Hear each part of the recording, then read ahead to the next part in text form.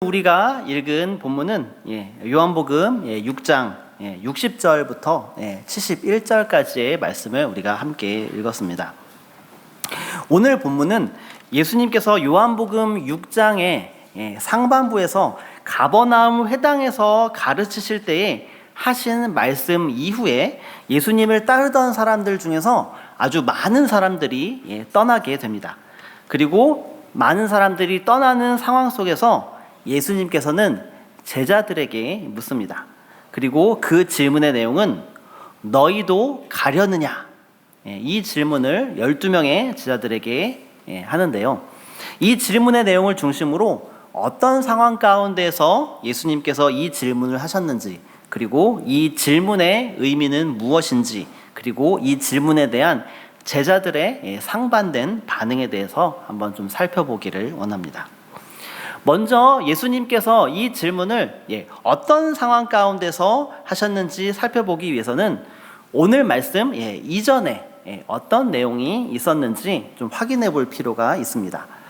6장 1절부터는 예수님께서 보리떡 5개와 물고기 2마리를 가지고 5,000명을 먹이신 우리가 잘 아는 오병이어 사건이 있었습니다. 오병이어 사건의 결론 부분에 대해서 오늘 요한복음을 쓴 사도 요한은 이렇게 정리하고 있는데요. 6장 14절 말씀 제가 한번 읽어드리겠습니다.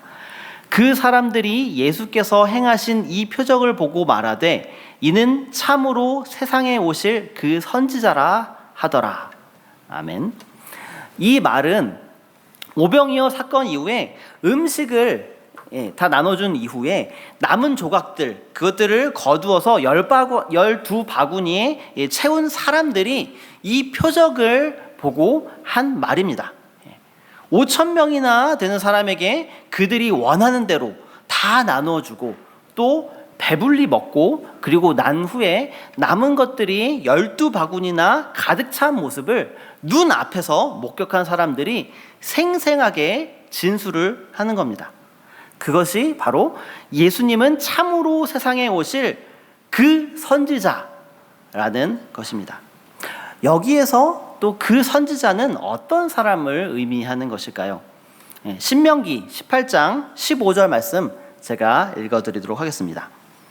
내 하나님 여호와께서 너희 가운데 내 형제 중에서 너를 위하여 나와 같은 선지자 하나를 일으키시리니 너희는 그의 말을 들을지니라. 아멘. 신명기 18장 15절 말씀은 장차 모세와 같이 하나님의 뜻을 백성들에게 전달할 선지자가 이스라엘의 12지파 중에서 나온다라는 것을 말하고 있습니다. 사실 모세는 이스라엘 백성에게 있어서 하나님의 말씀을 전하는 선지자이며 제사장 제도가 정착되기 이전에 하나님께 드리는 제사를 주관하는 제사장이기도 했고요. 그리고 이스라엘 백성의 길을 인도하는 왕의 역할을 감당하는 그런 사람이었습니다. 그리고 그 모세가 죽기 직전에 이스라엘 백성에게 마지막으로 설교하면서 하나님께서 자신과 같은 선지자 하나를 일으키실 것이라고 말하고 있는 것입니다. 여기서 그 선지자는 이 땅의 선지자이며 또 제사장이며 왕으로 오실 메시아, 바로 예수 그리스도를 의미하는 것이라 볼 수 있습니다. 그런데 요한복음 6장 14절에서의 그 사람들은 그 선지자, 바로 그 선지자인 예수님에 대해서 반만 맞고 반은 사실 틀리게 인지하고 있습니다. 예수님을 틀리게 인지한 사람들의 반응이 바로 15절에서 나타나는데요. 요한복음 6장 15절 말씀 한번 읽어보겠습니다. 그러므로 예수께서 그들이 와서 자기를 억지로 붙들어 임금으로 삼으려는 줄 아시고 다시 혼자 산으로 떠나 가시니라. 아멘. 사람들은 오병이어의 놀라운 표적을 보고 예수님을 특별한 사람으로 인지하고 메시아로 깨닫기는 했습니다. 그러나 예수님께서 궁극적으로 왜 이 땅에 오셨는지에 대해서는 올바로 깨닫지는 못했습니다. 그래서 예수님을 억지로 붙들어서 왕으로 삼아서 현재 로마의 통치 가운데에 있는 자신들의 억압받는 상황에서부터 벗어나게 하고 자신들의 산적한 문제들을 해결해주는 그런 왕으로 바라봤던 것입니다. 그런데 예수님께서는 이 일을 위해서 오신 것이 아니었습니다. 이 땅에 하나님 나라를 선포하고 또 자신을 통해서 이 땅에 있는 사람들의 죄를 사하시고 또 죄로 인해서 하나님과의 어그러져 있는 그 관계들을 회복시키기 위해서 예수님께서는 오신 것이었습니다. 사람들의 이런 잘못된 반응에 예수님께서는 그들을 피해서 혼자 산으로 가십니다. 그리고 16절에서는 물을 걸으셔서 제자들에게 또 한 번 이적을 보여주십니다. 그리고 그 후 24절에서 예수님께서는 자신을 왕으로 삼으렸던 사람들을 다시 만나게 됩니다. 잠시 예수님께서 피해 계셨다가 그들이 또 다시 예수님을 만나게 되는 거죠. 그리고 예수님께서는 자신을 왕으로 삼으려 했던 사람들에게 오병이어의 기적, 그걸 통해서 예수님께서 궁극적으로 하시고자 했던 메시지를 전하십니다. 그 내용이 35절 말씀입니다. 35절 말씀도 한번 성경 찾아서 한번 함께 읽어보겠습니다. 예수께서 이르시되 나는 생명의 떡이니 내게 오는 자는 결코 줄이지 아니할 터요 나를 믿는 자는 영원히 목마르지 아니하리라. 아멘. 예수님께서는 생명의 떡으로서 예수님께 나아오는 자는 결코 줄이지 않고 예수님을 믿는 자는 영원히 목마르지 않을 것을 말씀하고 계신 겁니다. 그런데 사람들은 오병이어의 표적을 통해서 예수님께서 일시적인 그들의 필요, 그것들을 채우고 또 자신의 안위를 지켜줄 왕으로 여겼지만 예수님은 그것이 아니라 궁극적으로 있는 모든 필요를 채우실 분이라는 것을 지금 예수님은 말씀하고 계신 겁니다. 그리고 이어서 예수님께서 57절과 58절에서 이렇게 결론을 내리십니다. 살아계신 아버지께서 나를 보내심에 내가 아버지로 말미암아 사는 것 같이 나를 먹는 그 사람도 나로 말미암아 살리라. 이것은 하늘에서 내려온 떡이니 조상들이 먹고도 죽은 그것과 같지 아니하며 이 떡을 먹는 자는 영원히 살리라. 아멘. 예수님께서는 살아계신 하나님께서 이 땅에 보내주시는 떡이라는 겁니다. 광야에서 조상들이 하늘에서 내려온 만나를 먹었습니다. 하지만 그들은 결국은 죽었습니다. 하지만 예수님을 통해서 예수님의 살아있는 그 생명의 떡을 먹는 사람들은 영원히 살 것을 예수님은 말씀하고 계신 겁니다. 예수님은 굶주림을 채우실 수 있는 분? 맞습니다. 하지만 그 양식 자체이기도 합니다. 그 양식을 채워주실 분이기도 하지만 그 예수님 자체가 양식이신 분이십니다. 예수님을 믿고 예수님과 연합한 사람만이 영적 그리고 육적 굶주림과 갈증으로부터 벗어날 수 있습니다. 그리고 예수님께서는 이를 위해서 하늘에서 하나님의 보내심을 받아 이 땅에 오신 것입니다. 예수님께서 자신을 생명의 떡으로 비유하신 말씀 이후에 이어지는 본문이 오늘 우리가 읽었던 본문입니다. 예수님께서는 유대인들에게 예수님 자신을 생명의 떡으로 비유한 말씀을 듣고 나서 60절에 보면은 제자들의 반응이 있습니다. 제자들 중 여럿은 어떤 반응을 보이고 있습니까? 예수님의 말씀이 어렵다, 이렇게 반응을 보입니다.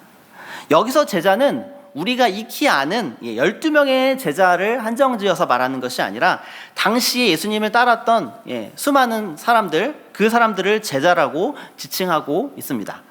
그들이 어렵다라고 느끼는 것은 사실 무엇이었을까요? 예수님의 말씀과 그리고 비유의 내용이 어려워서 어렵다, 이렇게 이야기를 했을까요? 사실 그렇지 않습니다. 예수님의 말씀은 아주 명확한 주제를 가지시고 예수님의 뜻을 정확하게 담아서 그 의미를 전달하신 말씀입니다. 그들이 어렵다고 느끼는 것은 예수님의 말씀을 듣고 그 말씀에 동의가 되지 않았기 때문인 것입니다. 그리고 그들이 예수님의 말씀을 듣자 그대로 받아들이기를 원치 않았던 것입니다. 그렇기 때문에 그 말이 어렵게 그들에게 다가온 것이죠. 아무리 예수님의 능력이 뛰어나고 그 어디에서나 들어볼 수 없는 말을 하기 때문에 메시아로서 왕을 삼고 싶은 마음이 있지만 하나님의 보냄을 받아서 자신이 하늘에서 내려온 살아있는 떡이며 그를 통해서만 영생한다라는 이런 영적인 사실은 받아들일 수 없었던 것입니다. 그렇기 때문에 예수님의 말씀을 그대로 받아들이지 않는 사람에게는 오늘 말씀의 61절 말씀처럼 예수님이 하시는 말씀이 오히려 그들에게 걸림이 되는 것입니다. 예수님께서는 오병이어의 표적을 통해서 예수님께서 어떤 능력을 가지신 분이시라는 것을 분명하게 보여주셨습니다. 하지만 궁극적으로는 이 표적을 통해서 자신이 하나님께서 이 땅에 있는 사람들에게 보내신 생명의 떡이라는 사실, 그리고 오직 자신을 믿고 따르는 사람에게만 영적, 육적 굶주림과 갈증을 해소할 수 있음을 말씀하고자 하셨던 것입니다. 그리고 그 표적의 의미를 이제야 분명히 설명하면서 밝히고 계신 겁니다. 그런데 이런 예수님께서 하신 표적을 보고 놀랍게 느꼈던 사람들이 이제는 예수님께서 하시는 말씀이 자신의 기대와는 다르자 믿겨지지 않기 때문에 그 말이 어렵다라고 이야기하고 있는 겁니다. 사실 걸림이 되는 사람은 그것을 결코 받아들일 수 없습니다. 그것은 사람의 머리로 의지적으로 믿고자 한다라고 그것이 믿겨지는 것이 아닙니다. 왜냐하면 오늘 말씀에 그것은 성령께서 하시는 일이기 때문입니다. 63절에서 예수님께서 말씀하시기를 오직 살리는 것은 성령이시기에 아무리 예수님의 표적과 말씀을 믿고자 한들 성령께서 역사하지 않으시면 결코 믿을 수 없고 오히려 걸림만 될 뿐이라고 말씀하고 계신 것입니다. 육신의 피로를 채우기 위해서 예수님을 따른 이 사람들에게 성령께서 역사하실 리가 만무합니다. 그리고 예수님은 이 사실 또한 알고 계셨습니다. 그리고 예수님께서는 누가 그 말씀을 믿을지 또 믿지 않을지, 그리고 더 적극적으로 믿지 않는 것에서 더 나아가서 예수님을 누가 배반할지 다 알고 계셨습니다. 그런 상황 속에서 예수님이 자신들의 피로를 채워줄 사람이 아니고 예수님을 믿지 못하는 걸림이 되는 그 말씀을 듣자 많은 제자들이 예수님을 떠나게 된 것입니다. 오늘 말씀은 예수님의 많은 제자들이 예수님을 떠난 상황 가운데에서 남겨진 12명의 제자들에게 하신 말씀입니다. 그것이 바로 너희도 가려느냐, 이 말씀입니다. 두 번째로 예수님께서 너희도 가려느냐, 이 질문을 왜 던지셨을까요? 지금까지 예수님을 따르고 예수님을 왕으로 삼기를 원할 정도로 예수님은 많은 사람들의 전폭적인 지지를 받고 예수님을 따랐던 사람들이 아주 많은 그런 분이셨습니다. 그런데 예수님에 대한 전폭적인 지지를 철회하고 많은 사람들이 실망하고 떠나게 한 것은 바로 예수님께서 영생이라는 영적인 영역의 말씀을 하실 때였습니다. 예수님을 따랐던 많은 사람들은 예수님께서 이 땅에 오신 예수님의 궁극적인 목적에는 관심이 없었습니다. 그들의 관심은 오직 그들에게만 있었습니다. 그들의 삶 속에서 로마로부터 받는 고통이 사라지고 그리고 살림살이가 나아지고 육신의 안위를 챙기는 것에 그들의 관심이 있었지, 하나님께서 주시는 생명에 대해서는 아무 관심이 없었던 것입니다. 그렇기 때문에 정말 진실된 예수님의 말씀에 올바로 반응하지 못하고 각기 제 갈 길을 간 것입니다. 반대로 그럼에도 불구하고 남은 사람들이 있습니다. 바로 예수님께서 친히 부르신 12명의 제자입니다. 그리고 예수님께서 떠날 사람들이 다 떠난 다음에 그들에게 직접적으로 물으시는 것입니다. 너희도 가려느냐? 사실 이 질문은 굉장히 근본적인 질문입니다. 과연 나를 따라다닌다고 해도 아무것도 얻어질 것이 없는데 너희는 떠나지 않겠느냐? 내가 유대인들이 원하는 메시아처럼 왕이 되어서 이 땅을 직접적으로 다스릴 것이 아닌데 너희는 떠나지 않겠느냐? 오히려 나를 믿고 따름으로 인해서 박해와 핍박이 너희에게 가해질 것인데 그래도 너희는 떠나지 않겠느냐? 이런 의미로 예수님은 묻고 계신 것입니다. 이 질문은 예수님께서 12명의 제자들에게 가장 소중한 것이 무엇이냐? 이것을 묻는 질문이기도 합니다. 너희에게 가장 소중한 것이 나냐? 이렇게 묻고 계신 것입니다. 예수님이 사람들이 원하는 그런 메시아가 아니다 하더라도 예수님을 소중하게 생각하느냐? 이렇게 묻고 계신 것입니다.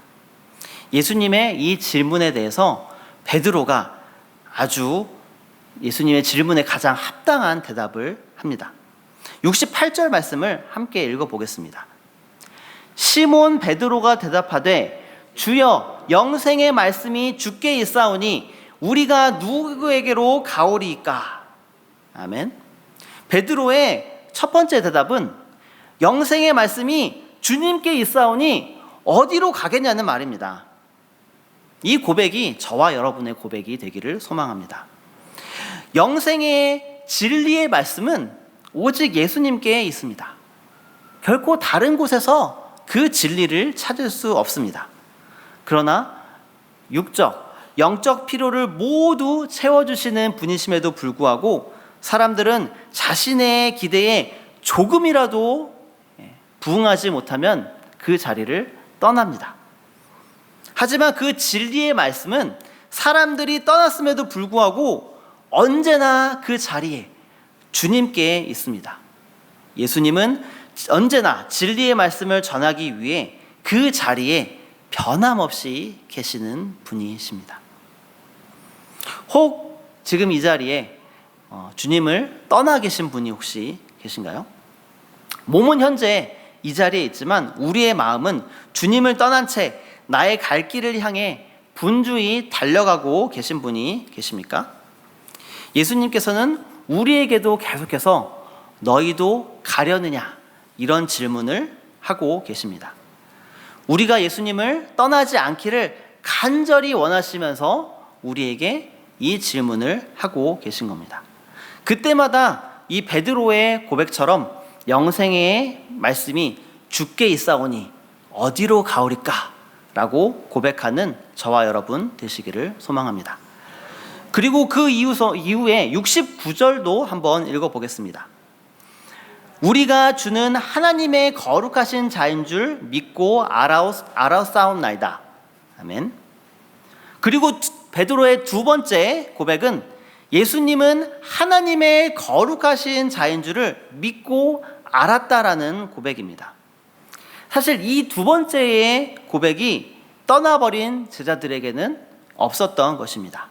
능력의 예수님, 놀라운 말씀을 하시는 분이라는 것은 믿었지만 하늘에서 온 하나님의 거룩한 분이라는 사실에는 동의하지 못했던 것입니다.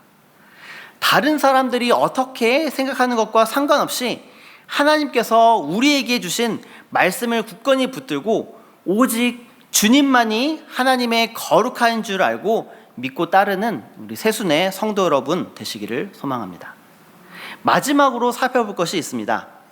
예수님께서 너희도 가려느냐 이 질문에 떠나지 않고 예수님 곁에 머물렀지만 그것이 예수님을 배반하는 결과로 이어진 사람이 있었다라는 것입니다. 그 사람이 누구입니까? 바로 가룟 유다입니다. 예수님께서는 가룟 유다를 지칭하면서 마귀라는 표현을 사용하는 것을 볼 수 있습니다. 사실 예수님께서는 방금 믿음의 고백을 했던 베드로에게도 사탄이라는 표현을 하신 적이 있었습니다.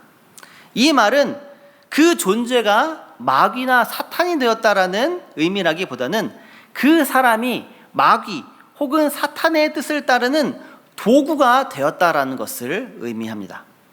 예수님께서는 이런 마귀의 도구가 된 가룟 유다를 깨우쳐 돌이키기 위해서 마지막 만찬 때에도 회개의 기회를 예수님께서 주셨습니다. 하지만 가룟 유다는 그 예수님이 주신 기회를 잡지 않았습니다. 오늘 말씀을 기록한 사도 요한은 마지막 만찬에서 가룟 유다에게 보여주신 예수님의 모습에 대해서 다 기억하고 훗날 오늘 본문에 그것을 기록한 것입니다. 여기서 가룟 유다는 떠나지 않은 12명의 제자 가운데에 속해 있었지만 결국 예수님을 배신하게 되었다는 사실을 우리는 잊지 말아야 합니다. 그것은 떠나지 않고 예수님과 함께 있는다고 해서 그가 현재 있는 위치가 그 사람의 믿음을 보여주거나 하지 않는다라는 것을 의미합니다. 우리의 삶 속에도 내가 교회에 소속되어 있다라는 것만으로 혹은 내가 어떤 직분에 있다라는 것만으로 그 사람이 어떤 믿음을 가지고 있는지 그것을 이야기해 주진 않고 있습니다. 말씀을 마치고자 합니다. 예수님은 굉장히 인기가 많으신 분이셨습니다. 많은 사람들이 예수님의 제자로서 예수님을 따랐습니다. 그러나 그 사람들이 예수님을 따른 것은 예수님의 멋진 말씀과 5개의 보리떡과 2마리의 물고기로 5,000명을 먹이신 놀라운 광경을 목격했기 때문입니다. 그리고 그들의 모든 필요들을 채워줄 도구로서 예수님을 보았기 때문입니다. 그러나 예수님께서는 이 땅에서의 필요를 채워주기 위해서 오신 것이 아닙니다. 우리의 성공을 위해서, 우리의 안위를 책임져 주기 위해서 오신 것이 아니십니다. 예수님께서 이 땅에 오신 것은 생명의 떡으로서 이 세상 전체에 있는 결핍들을 채우시기 위해서 오셨습니다. 우리가 예수님을 만나면 만날수록 우리의 목마름이 채워져야 합니다. 예수님을 만나면 만날수록 생명의 떡으로 인해서 우리가 새 생명을 얻어야 합니다. 그러나 예수님을 알아가면 알아갈수록 우리의 개인적인 욕망이 더욱 커지고 나의 성공과 안위를 지켜줄 분으로 예수님을 우리가 받아들여서는 안 됩니다. 예수님은 나의 성공과 안위를 채워주시는 분이 결코 아니십니다. 그럼에도 불구하고 우리에게 필요한 많은 것들을 예수님께서는 채워주실 것입니다. 하지만 그것이 나의 안위와 성공을 위해서 육신의 정욕을 위해서 사용하도록 주시는 것은 아닐 것입니다. 예수님은 생명의 떡이십니다. 예수님은 나뿐만 아니라 이 세상의 생명을 위한 살과 피이십니다. 예수님의 본질을 더 깊이 알았지만 그것이 자기의 기대와 다르다고 해서 예수님을 떠나는 그런 제자들이 되어서는 안 됩니다. 오히려 예수님의 본질을 아는 사람은 나보다는 다른 사람을 향해 나아가는 것입니다. 예수님을 알면 알수록 더 그에 합당한 열매를 맺어야 합니다. 그런 우리에게 예수님은 물으십니다. 너희도 가려느냐? 예수님은 항상 같은 자리에 우리를 기다리고 계십니다. 우리가 세상을 살아가면서 이 세상의 많은 것들에 좌지우지하기도 하고 다른 사람이나 세상에 흘러가는 모습에 따라가고자 하는 마음이 들 때도 있습니다. 그럴 때마다 예수님은 항상 제자리에 계셔서 너희도 가려느냐 이렇게 묻고 계십니다. 그런 예수님을 떠올리시는 저와 여러분 되시기를 소망합니다. 그리고 그 질문에 그 길이 예수님과 함께 걷는 길이 십자가의 길일지라도 나의 성공과 안위와는 상관없는 길이라 할지라도 영생의 말씀이 주께 있사오니 우리가 누구에게로 가오리까? 이렇게 고백하는 여러분 되시기를 소망합니다. 함께 기도하겠습니다. 하나님, 예수님께서는 많은 사람들에게 인기가 있고 많은 사람들에게 주목을 받으며 많은 사람들이 예수님을 왕으로까지 삼고자 하는 분이셨습니다.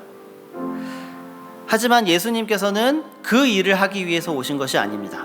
예수님께서 표적을 보여주신 것은 표적을 통해서 예수님이 생명의 떡이라는 것을, 영생의 주인 되심을 보여주기 위해서 오셨습니다.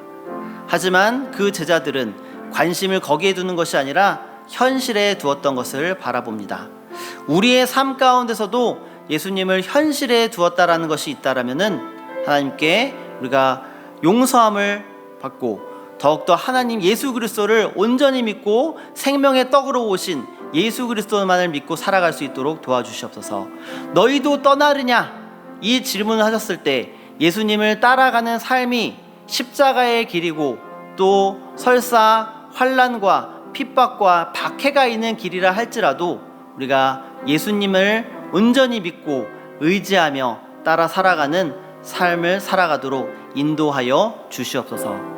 감사합니다. 예수 그리스도 이름으로 기도합니다. 아멘.